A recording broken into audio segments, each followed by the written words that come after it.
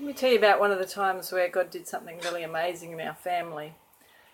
Yes, it was a time of financial leniency in our household where, a part-time income and 4 kids and the bills started adding up. And I had a bit of a list that I'd check regularly to see what we could start paying off. And the list wasn't getting any shorter, it just kept getting longer.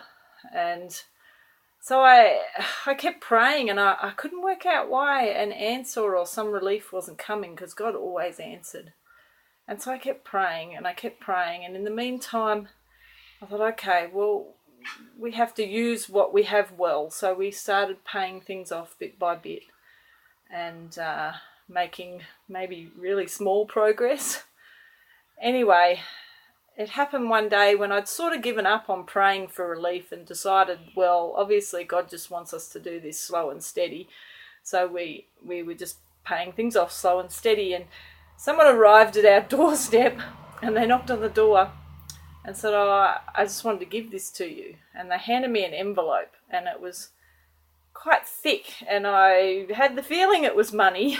And I'm like, why are you giving this to us? And said, oh, I've been wanting to give it to you for a while, but I just hadn't got around to it. So I just thought I'd bring it round, and I didn't know the best way to do it. So here it is. And they left, and I thanked them very much, of course, and went inside and had a look in the envelope.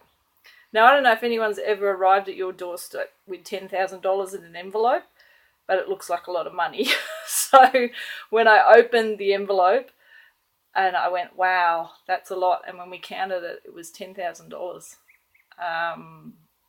And that was more than enough to cover some of the things we were trying to pay off and have a bit of extra to save.